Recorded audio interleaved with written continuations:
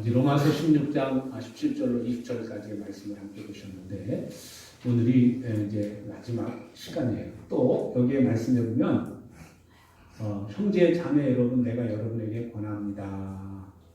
이제 이 쉬운 말성에 보니까 당부합니다라는 거예요. 그러니까 이제 사람이 이제 마지막으로 하는 말이다. 어떻게 보면 이제 유언과도 같은 말이다 이렇게 표현할 수가 있겠죠. 만약에 여러분들이 예수 믿는 사람으로서 전도자의 삶을 쭉 살아왔는데 복음을 전하는 그러한 삶을 살아왔는데 내가 이제 이분들을 다시는 이 글 아니면은 다시는 이 글을 쓸 기회가 없다. 편지를 쓸 기회가 없다. 라고 한다면 여러분은 그 전도자로서 그 복음을 듣는 그 사람들에게 무슨 말 하시겠습니까? 아마 그런 마음을 가지고 내가 전도자의 길을 걷는데 저 사람들에게 마지막으로 한마디 해보려면은 무슨 얘기를 할까 하는 것을 여러분들이 생각하시면서 오늘 말씀을 보신다면 이분의 마음이 이런 마음이었겠구나, 이런 심정이었겠구나 라는 그런 이렇게 마음이 또 그런 이제 그 생각이 들린다고 생각이 되어집니다. 여러분 영화를 본다거나 연속극을 본다거나 그러면 나도 모르게 그 연속극이 꾸며난 이야기라는 것을 모르는 사람 아무도 없죠. 그죠? 작가에 의해서 또 PD에 의해서 잘 짜여진 각본이라고 하는 사실 다 알죠. 그죠? 그 가짜 이야기라는 거 다 알죠. 근데 그 가짜라는 거 꾸며난 이야기라는 사실을 알면서도 그 연속극을 보다 보면은 어느 한 장면에서 아이고 저게 여기 왜 나왔어? 그런 마음이 들 때도 있고 나도 모르게 그 극과 감동이 돼가지고 눈물이 흘러내리는 경우도 있습니다. 그는 그만큼 그 극 속에 나오는 그 인물이 실제처럼 연기를 하기 때문에 진짜처럼 연기를 하니까 그 극에 몰입이 돼서 나도 모르게 그런 상황을 보면 나도 모르게 눈물이 흐르기도 하고 나쁜 역을 하는 사람이 나오면 그 인간이 나오면 화가 나기도 하고 막 그래요. 내 감정이 작동을 하는 거죠. 내 감정이 막 감동이 되고 막 여기서 감정이 막 작동이 되니까 나도 모르게 눈물도 나고 그걸 보다가 나도 모르게 화도 나고 그래요. 근데 우리가 믿고 있는 이 복음, 오늘 저와 여러분들이 믿고 있는 이 복음은 여러분 마음에 감동이 오십니까? 예수님이라고 하는 이름을 부르면 정말 예수님이 나의 구세주라는 사실이 확 끌어당깁니까? 땡긴다는 말 아니에요. 가슴으로 땡겨지고 막 감동이 되어지고 막 가슴이 벌렁벌렁하고 기도하려고 하면 주님이 그냥 느껴지고 주님이 여기 계신 게 막 믿어지고 그렇습니까? 사실은 이 복음은 로마서 1장 17절에 나오는 것처럼 모든 믿는 자에게 구원을 주시는 하나님의 능력이라고 말했어요. 그래서 이 복음이 어떤 자에게 능력이냐? 그 복음을 아멘하고 자기의 마음으로 받아들인 사람에게 그런 역사가 나타나게 되는 것이라고 믿습니다. 여러분 꽤 오래된 이야기지만 지존파 그럼 여러분 머릿속에 기억되고 있잖아요.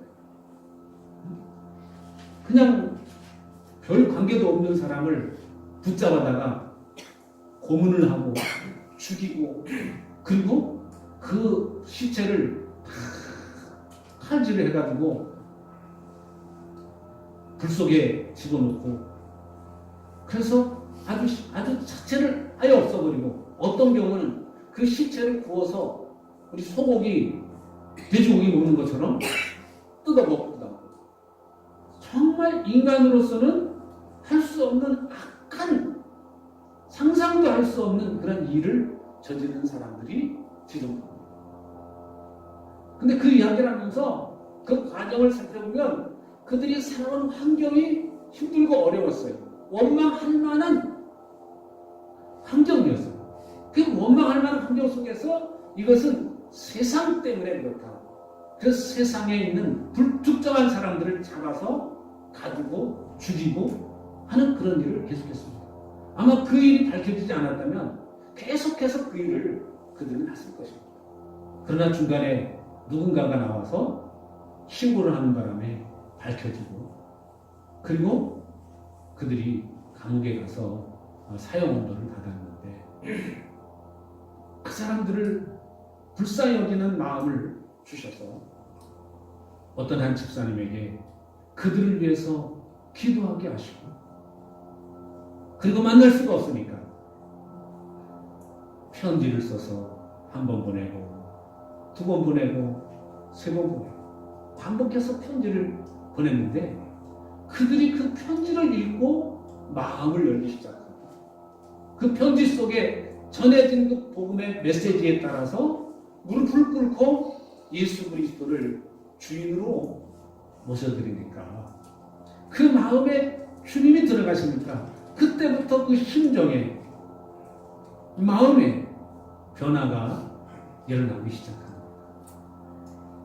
그럼 진작 내가 예수를 만났더라면 진작 내가 이 복음을 만났더라면 하는 후회함이 있고 마지막 갈 때 이제는 죄는 어떻게 감할 수가 없으니까 사형장에 있으면 사람이 전에 장기를 기증하기도 하고 하는 그런 마지막 선행을 하고 세상을 떠나갔습니다.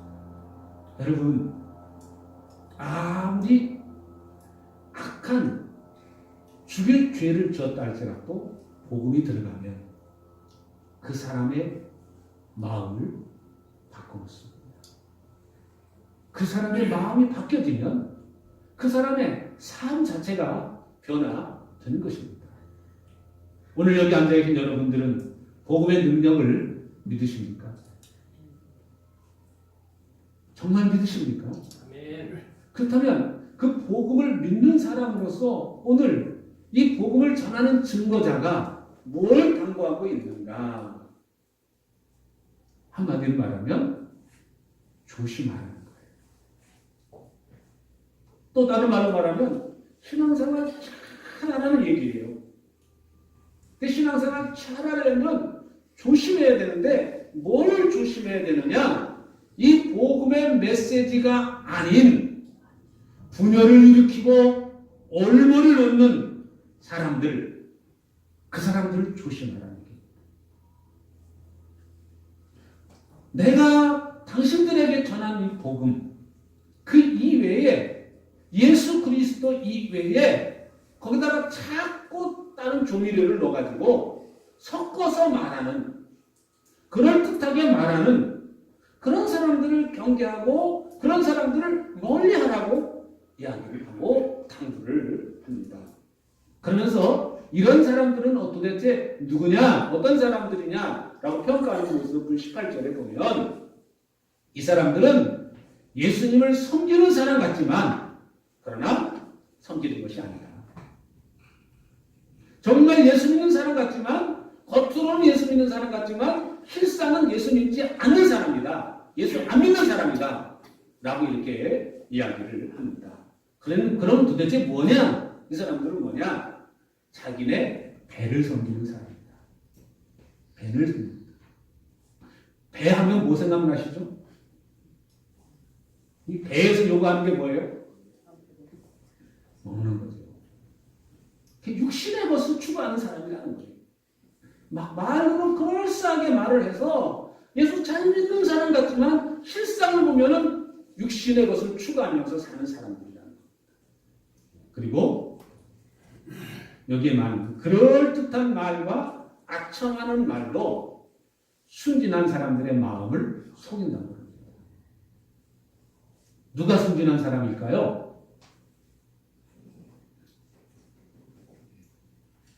어떤 사람이 순진한 사람이에요?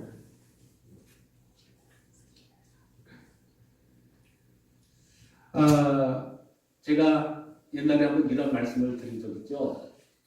제가 고등학교를 졸업하고 처음에 그 중앙대학교 근처 흑석 삼동에서 그 방을 조그만 방에서 이렇게 살고 있었을 때 저희 내부 하는 일을 도와주다가 못을 빼다가 그 망치에 못하고 함께 탁 맞는 바람에 이가 금이 갔었습니다. 그때 저는 예수 믿으면 다 인정해주고 믿어주는 줄 알고 치과병원에 가서 치료를 받고 이랬는데 이제 신경 하나가 이제 신경이 둘인데 그 하나를 죽이고 그리고 갈아내고 그 위에다가 더 씌워야 되는 거예요.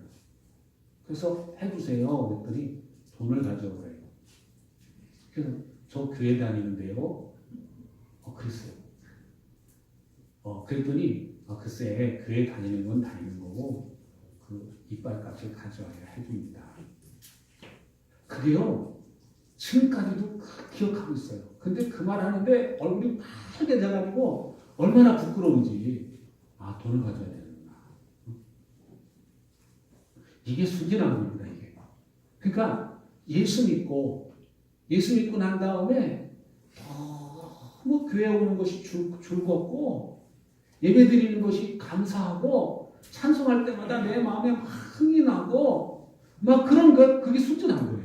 그러니까 처음 예수 믿는 지 얼마 안 돼가지고 정말 예배당에 오기만 하면은 그냥 즐겁고 또 예배당에 빨리 가고 싶고 기도하는 게 즐겁고 막 그래서 무슨 말씀을 듣든지 아멘이 되어지고 무슨 말 하든지 막 순종하고 싶고 막 순종하려고 애쓰고 이게 순진한 거예요.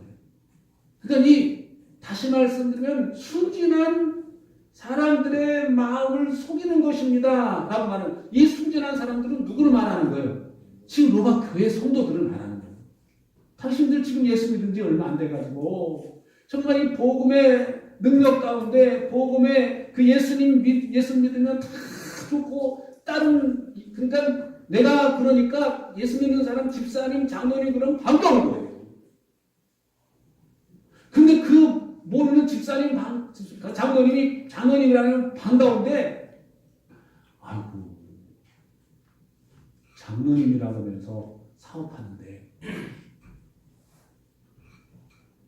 사기꾼이 그렇게 많아요. 교회 건축한다고 그러면 그 교회가 어느 정도 성장을 해서 교회 건축한다는 소문을 들으면 몇 개월 전 혹은 1년 전부터 그 교회에 와가지고 신앙생활을 해요. 그래서 11조도 잘하고 뭐 주일도 열심히 잘하고 그러면서 은근히 자기는 건축업자인데 교회 공부를 많이 졌다고 그래가지고 이왕이면 우리 교회 나오신 이 장로님한테 건축을 맡깁시다.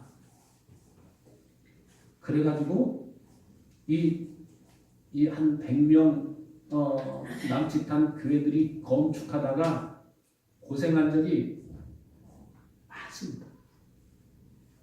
제가 알고 있는 저 충청도 그 현충사 근처에 있는 한 교회도 그런 제가 말씀드린 그런 케이스를 통해 가지고 당신 교회 나오고 열심히 신앙생활하고 하는 것처럼 보이니까 겉으로 근데 그 장로님이 미리 좀 땡겨달라고 그래가지고 다 줬어요.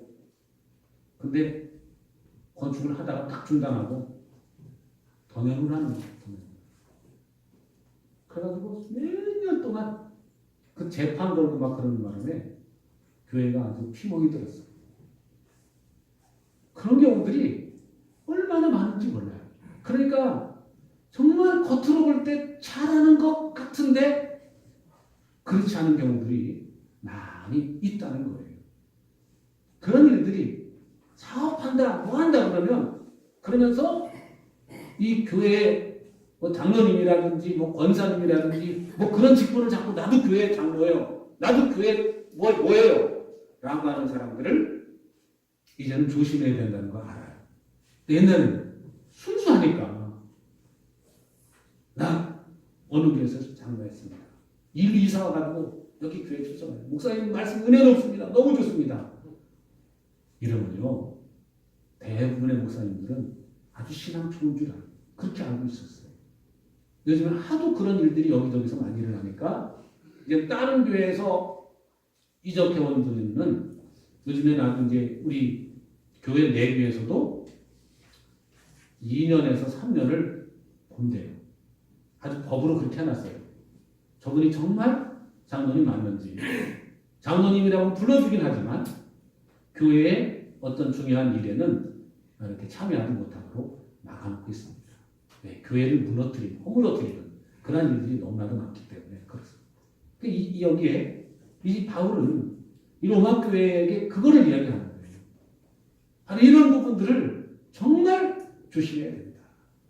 그래서 19절에 보면 이런 여러분의 순종은 모든 사람에게 소문이 났습니다.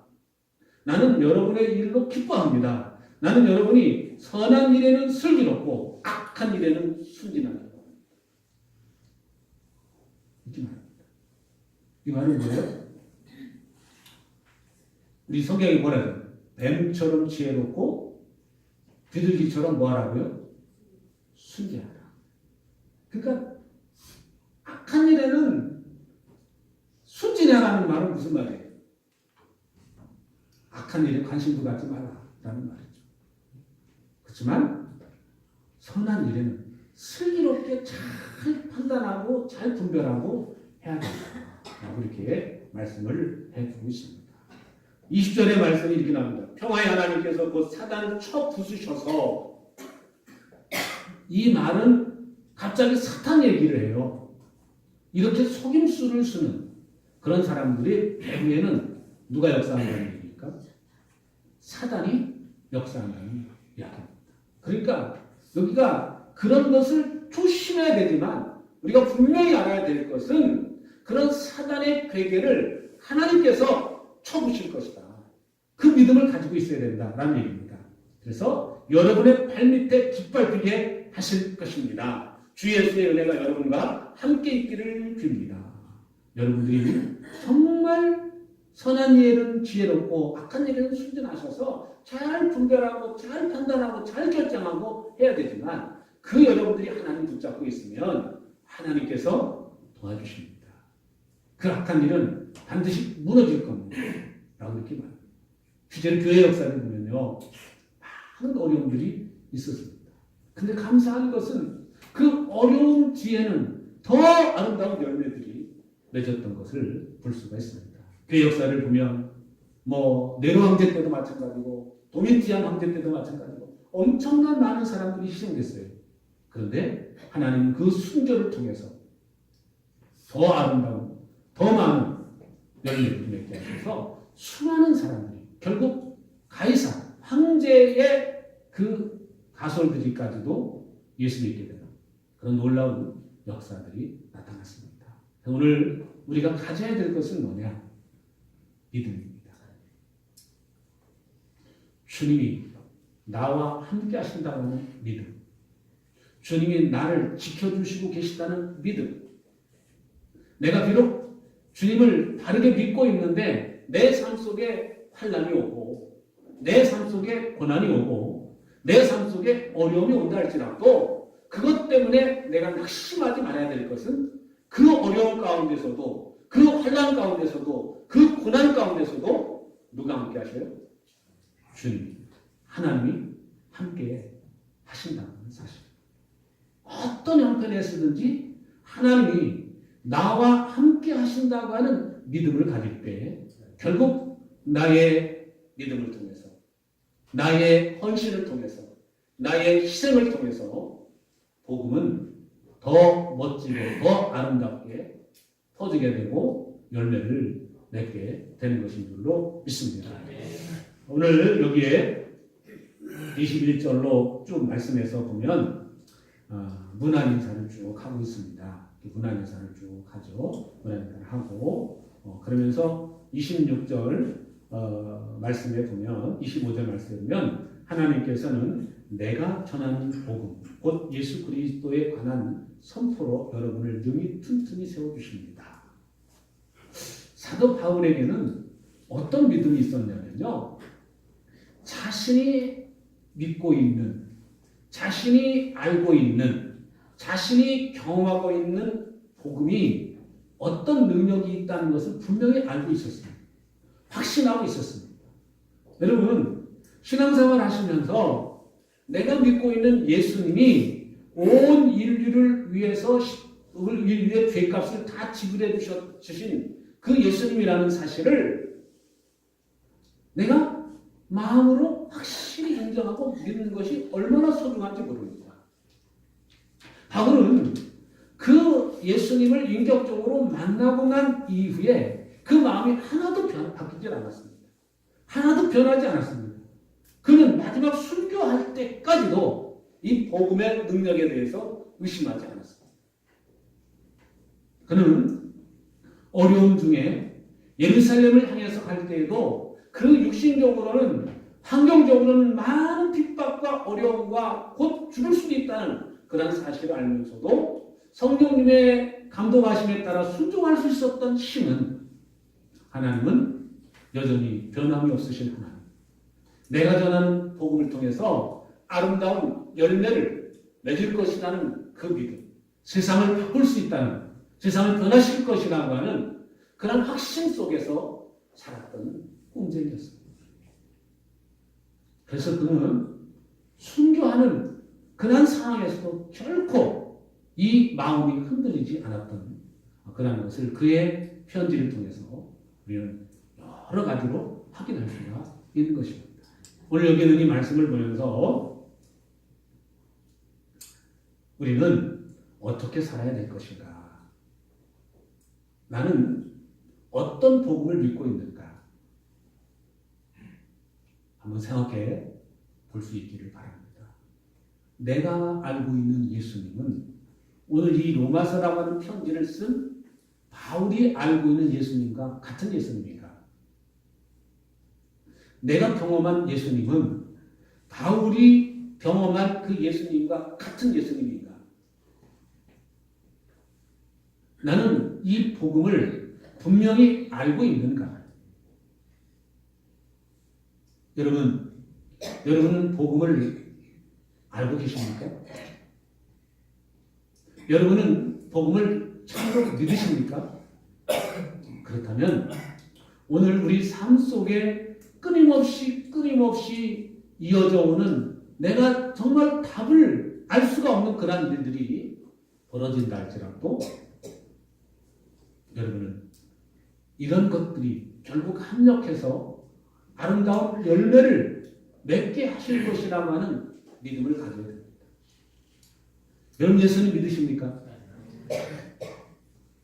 몇 퍼센트 믿으십니까? 내가 예수님을 믿는다고 하는 것은 주인이 바뀌어졌다는 것이죠. 내가 주인이 아니라 내 인생의 주인은 예수님입니다. 나의 옛사람은 예수님이 십자가와 함께 죽었고 예수님이 부활하실 때 내 생명이 새롭게 태어났다는 것. 그 나는 항상 주님과 함께 있다는 것. 주님과 연합한 자라고 하는 사실. 그거를 믿는 것입니다. 그런데 이것이 머리로는 알고 있는데 이 가슴으로 믿어지지 않는다면 그게 어려운 거예요. 6.25 때에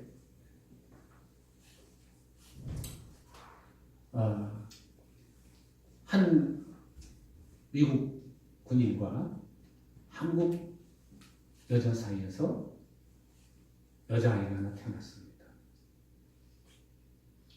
근데 어떻게 된 건지 혼혈하고 태어났죠.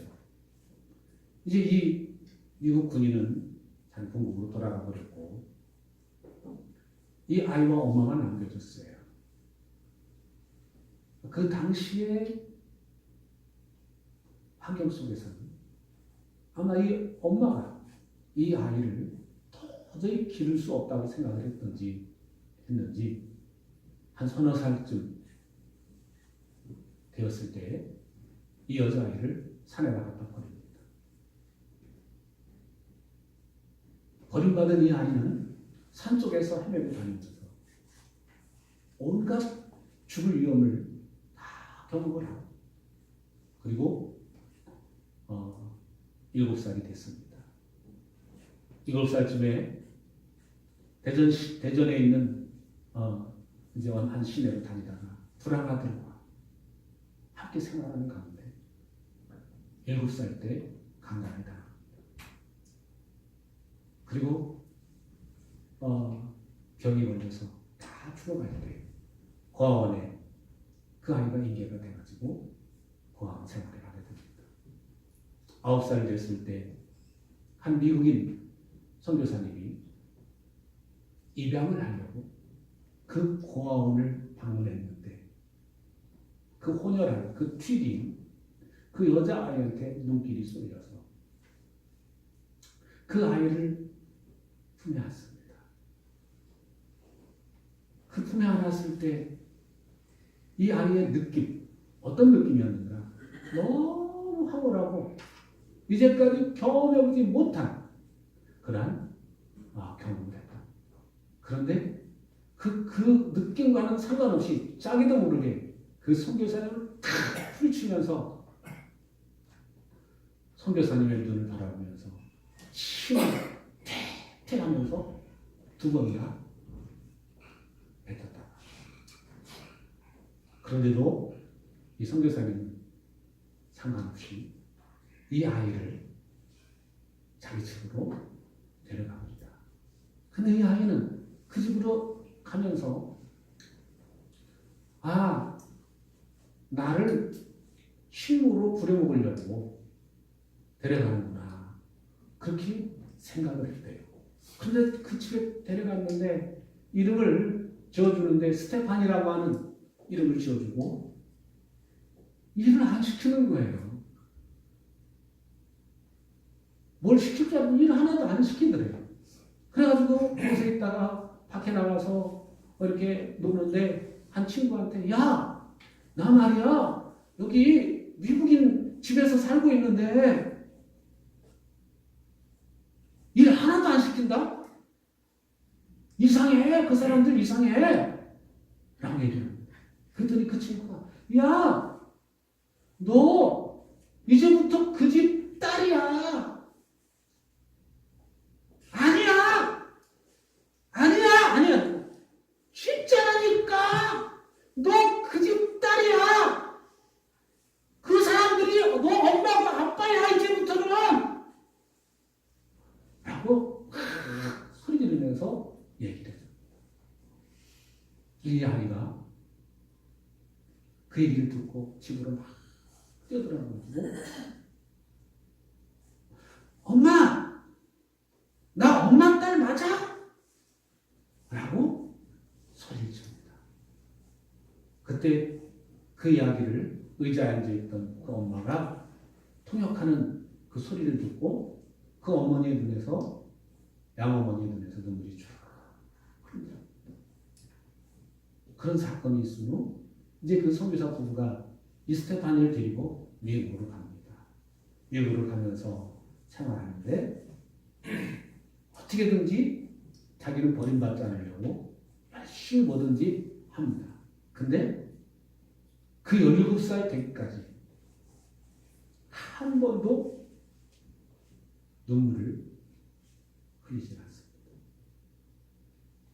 그동안 그는 그 불황아들과 함께 생활하면서 고아원에서 살면서 울면은 더 공격을 당하고 울기만 하면 더 약한 모습을 보이면 더 공격당하고 놀림당하고 그런 걸 알고 있기 때문에 자기는 눈물이 없어요. 눈물이 없어. 17살 되는 어느 날 엄마한테 짜증을 부리다가 엄마가 뭐라 그러니까 삐쳐가지고 자기 방으로 탁 들어가서 문을 확 닫고 침대에서 이불을 탁 뒤집고 쓰고 있을 때 아빠가 찾아와서 이야기를 합니다. 얘야, 엄마나 나는 너를 정말 사랑한다. 그런데 내가 아직까지도 마음의 문을 열지 않고 있구나. 엄마가 아빠가 해줄 수 있는 일은 이제 아무것도 없구나. 이제 너한테 예수님 얘기 좀 해도 되겠니? 그러니까 예 하세요. 너 예수님은 널 도와줄 수 있어. 그러니 너 예수님하고 한번 이야기해보렴. 그리고 방에서 아빠가 나가십니다. 그리고 혼자 남겨져서 가만히 예수님에 대해서 생각하기 시작합니다. 그러니까 자기와 예수님이 비슷한 점이 너무나도 많아요. 예수님이 태어날 때 보니까 말구에 태어나고 지푸라기 이렇게 덮여서 그런 모습으로 버림받았는데 자기도 엄마한테 버림받았잖아요. 너무 비슷한 거예요. 그리고 예수님은 그 생활하시면서 수많은 사람들한테 손가락질 당하고 비난당했는데 자기도 엄마한테 버림받고 난 다음에 도랑 아들과 거하게 살면서 손가락질 당하고 비난받고 욕하고 강간당하고 버림받은 그런 모습들이 예수님과 매치가 되는 거예요. 예수님 결국 버림받고 십자가에 죽으셨는데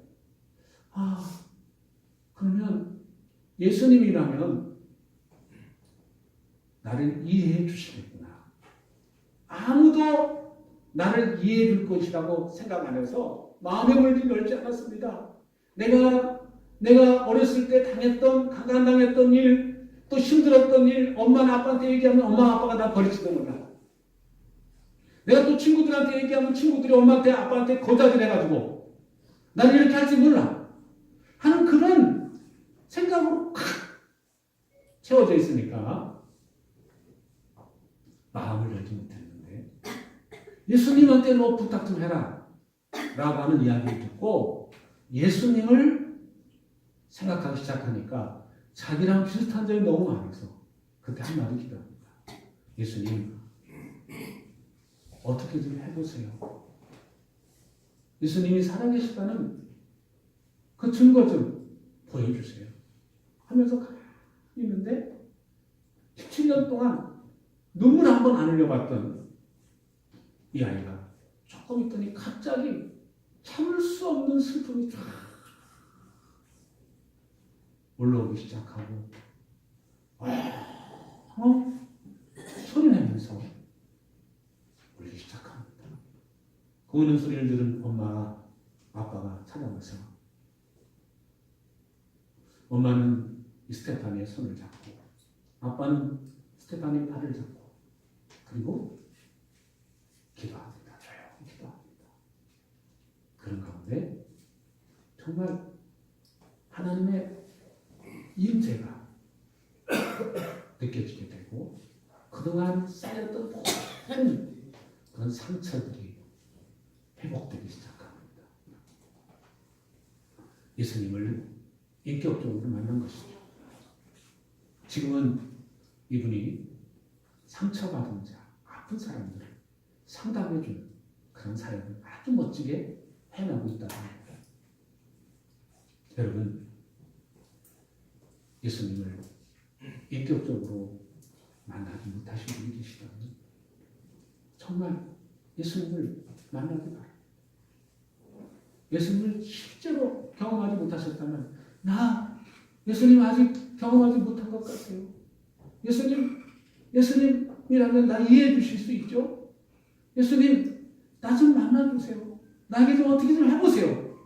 라고 이야기했던 스테파니죠.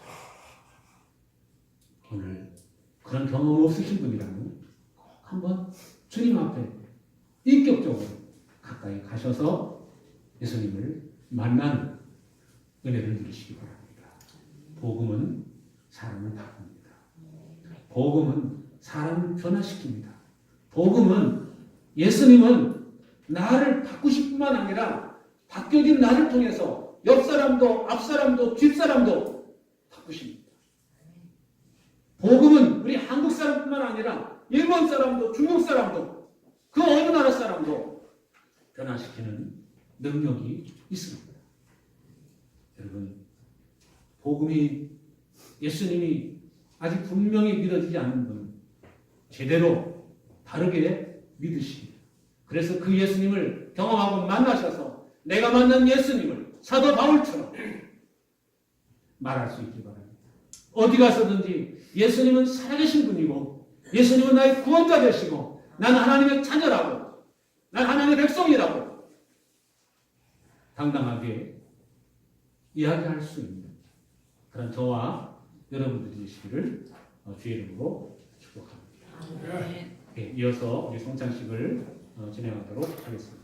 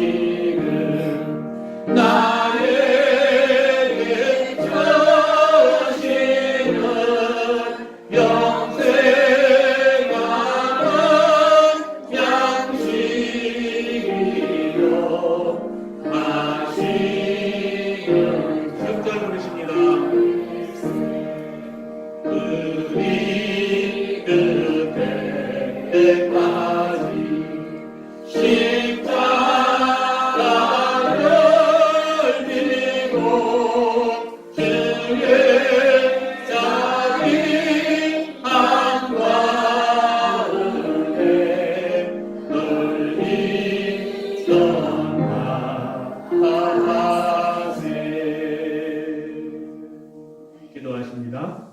하나님 아버지 감사와 찬양과 영광을 드립니다.